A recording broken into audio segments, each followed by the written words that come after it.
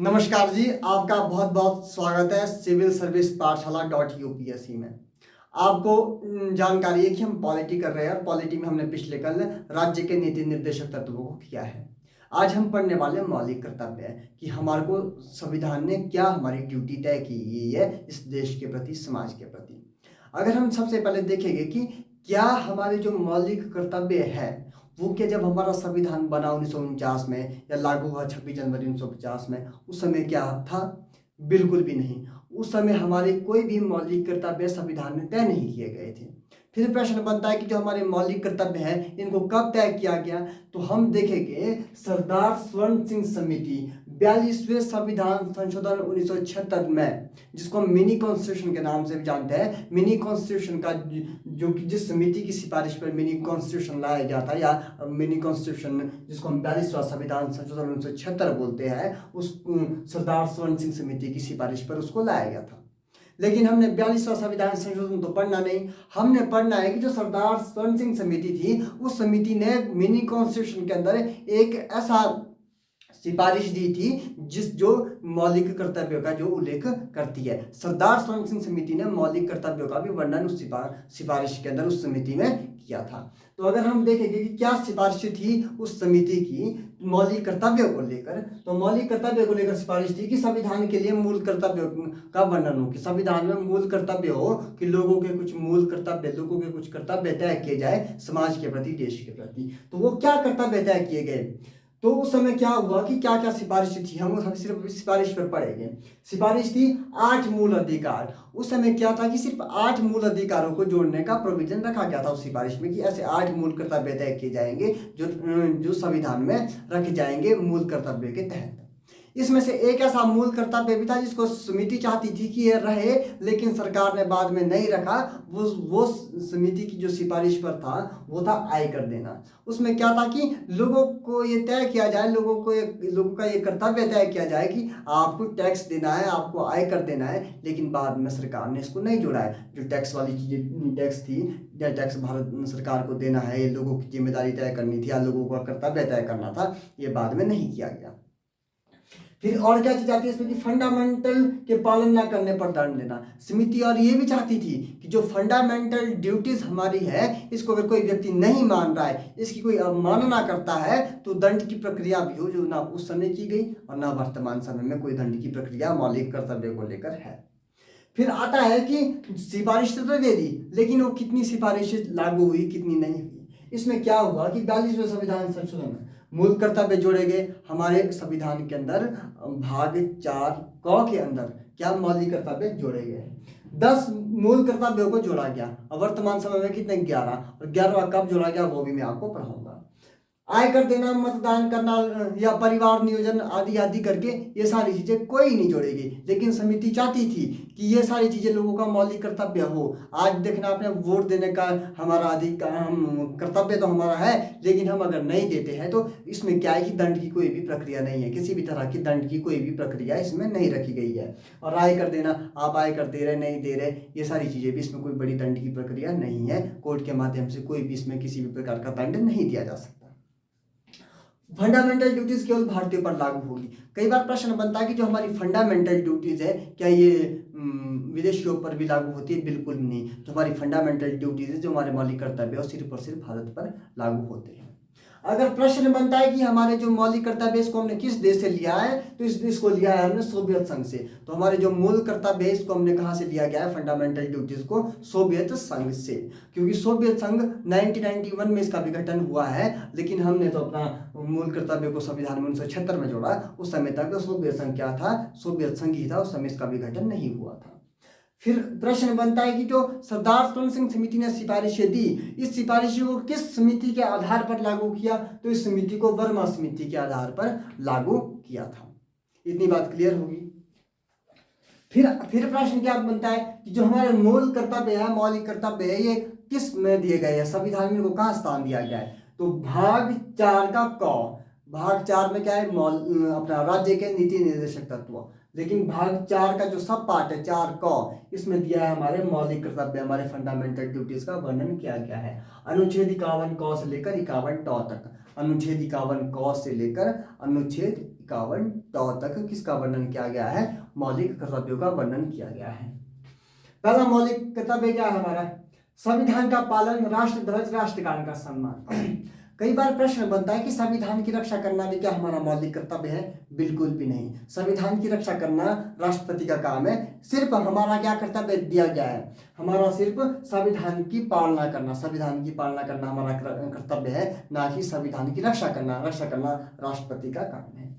राष्ट्र ध्वज का सम्मान करना, राष्ट्रगान का सम्मान करना। कई बार लोग बोलते हैं कि हम राष्ट्रगान का सम्मान नहीं कर सकते, या हम राष्ट्रगान का नहीं करेंगे, ये संस्कृत में है या ये सारी चीजें हैं, इसको हम नहीं गा सकते। तो लेकिन कोर्ट क्या बोलता है कि आपको गाने में अगर समस्या है तो आप मत गाइए, लेकिन इसके सम्मान में अगर आपको खड़ा होना पड़ेगा, सावधान मुद्रा में राष्ट्रगान के लिए खड़ा होना पड़ेगा, तो ये आवश्यक किया गया है कि आपको राष्ट्रगान का सम्मान करना पड़ेगा, हमारे राष्ट्रीय ध्वज का भी सम्मान करना पड़ेगा।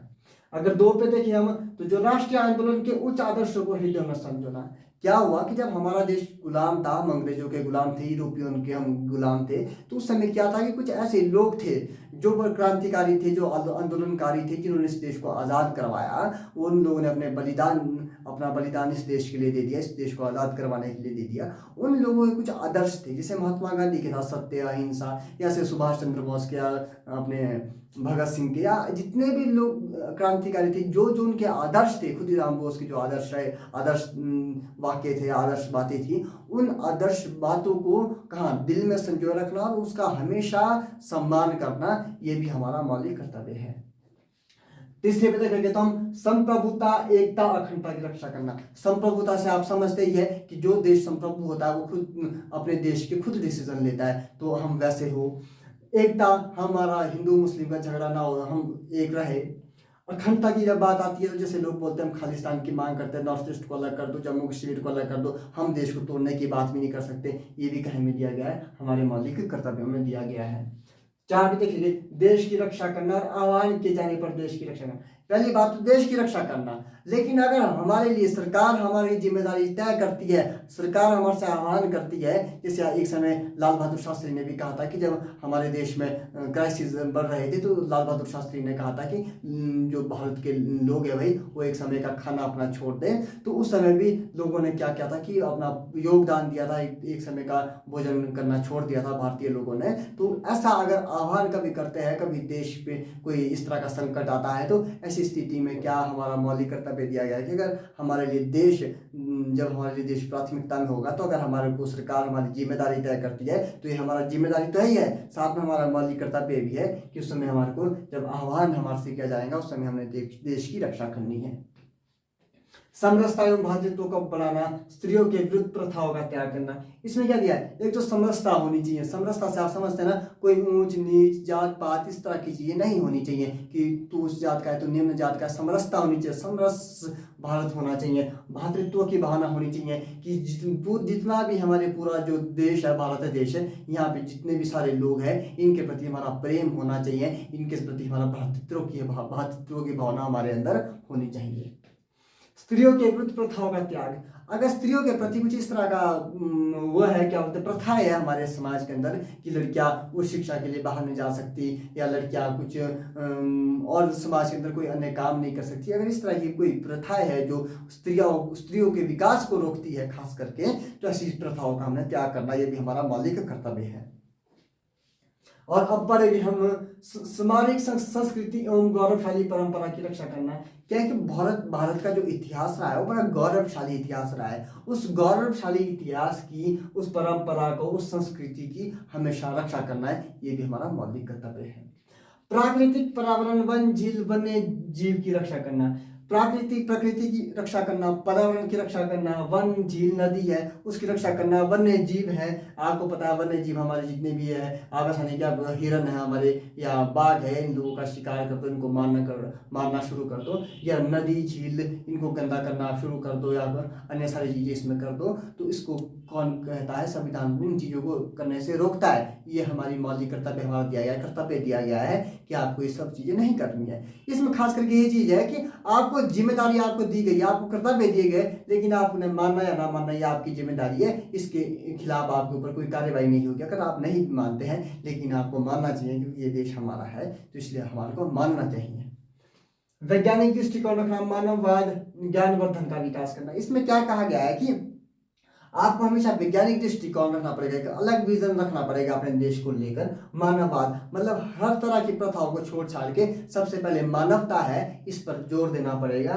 और ज्ञानवर्धन, हमेशा अपनी नॉलेज का विकास करना आपको जरूरी है, ये भी आपको कर्तव्य दिया गया है कि हमेशा अपनी नॉलेज का विकास करो। सार्वजनिक संपत्ति की सुरक्षा, हिंसा से दूरी, यानी जितनी भी सार्वजनिक संस्थाएं आपने देखा होगा, जितनी भी सार्वजनिक संस्थाएं आपको देखने को मिलती है, या आप मंदिर देख लो, आप अपना ताजमहल देख लो जाके, आप लाल किला देख लो, या इस तरह की जितनी भी जो हमारी सार्वजनिक संपत्ति है, आपने कहीं देखना विधानसभा है, किस जगह सेक्रेटरीट होते हैं, किस जगह हमारे स्कूल है, या जितनी भी सारी चीज़ें हैं, कॉलेजेस है, जितनी भी सार्वजनिक संपत्ति है, कहीं पंचायत घर है, जितनी भी हमारी सार्वजनिक संपत्ति है, उन सार्वजनिक संपत्ति की क्या करना है, सुरक्षा करनी। दूसरा, हिंसा से दूरी बनाए रखनी, कि इस तोड़ फोड़ में या लड़ाई झगड़ों में इन सारी चीजों में दूरी बनाए रखनी है, ये भी हमारा मौलिक कर्तव्य है। व्यक्तिगत एवं सामूहिक गतिविधियों से आगे बढ़ना है, यानी व्यक्तिगत भी कुछ ऐसी चीजें करनी जिससे हम आगे बढ़ सके, अपने देश को आगे बढ़ा सके, साथ में सामूहिक भी ऐसी गतिविधियां करती रहनी है जिससे हम भी आगे बढ़े और हमारा देश भी आगे बढ़े, ये भी हमारा क्या है, मौलिक कर्तव्य है। अब मैंने आपको बोला था कि हमारे शुरू में 10 मूल कर्तव्य जोड़े गए, 10 मूल कर्तव्य, लेकिन एक 11वां जोड़ा गया। 11वां कब जोड़ा गया? 86वां कॉन्स्टिट्यूशन 2002। 86वां कॉन्स्टिट्यूशन 2002 जब हुआ था, तो उसमें 6 वर्ष से 14 वर्ष तक के बच्चों को अभिभावक शिक्षा दे। इसमें दो चीजें हुई थी। इसमें एक चीज ये हुई थी कि जो 6 साल से 14 वर्ष तक के बच्चे हैं, उनके लिए उनके मौलिक अधिकार था, उनका जो 21 कौ में हमने पढ़ा कि उनका मौलिक अधिकार है कि वो क्या करें, कि पढ़ाई उनको करनी करनी है, उनका मौलिक कर्तव्य है। और सरकार को जिम्मेदारी भी तय की गई है, 6 साल से 14 वर्ष के बच्चों का मौलिक कर्तव्य है कि उसको शिक्षा मिले, और शिक्षा देने की जिम्मेदारी किसकी हो? सरकार उनको जिम्मेदारी दे। और ये एक मौलिक कर्तव्य में भी ये चीज जोड़ी गई कि जो 6 साल से 14 वर्ष तक के बच्चे हैं, उनको क्या करें कि अभिभावक शिक्षा दे, अभिभावक शिक्षा देने के लिए उनको प्रोत्साहित करे। यानी 6 साल से 14 वर्ष के जो बच्चे होते हैं, इनमें क्या होता है कि इतना दिमाग नहीं होता है, इतना दिमाग का विकास नहीं हो पा रहा है इनका। तो ये क्या, इस समय क्या हो कि ऐसी स्थिति में इनको स्कूल भेजा जाए, इनकी शिक्षा पे ध्यान दिया जाए। तो ये अभिभावक जो माता पिता होते हैं या गार्डियन जो हमारे होते हैं, उनको जिम्मेदारी तय की गई है, उनको मौलिक कर्तव्य के तहत उनको जिम्मेदारी दी गई है कि आपका ये कर्तव्य है कि 6 साल से 14 वर्ष तक के बच्चों को आप स्कूल जाने के लिए प्रेरित करें। और 21 कौ के अंदर ये मौलिक अधिकार है बच्चों का कि आपका अधिकार है, आप शिक्षा ले सकते हैं। और 6 साल से 14 वर्ष तक के बच्चों को राइट टू एजुकेशन फ्री है। आपको पता है 6 से 14 साल तक के बच्चों को भारत में शिक्षा फ्री है। तो ऐसे लोगों के लिए माता पिता की जिम्मेदारी भी तय की गई है कर्तव्य के अंदर, और मौलिक अधिकार के अंदर बच्चों की भी को भी अधिकार दिया गया है कि आप शिक्षा ले सकते हैं। तो ये तो था हमारा मौलिक कर्तव्य था, किस समिति पे आया था, कैसे लागू हुआ, क्या हमारे मौलिक कर्तव्य है। कल एक नए वीडियो के साथ मिलेंगे। आज के लिए इतना ही, धन्यवाद।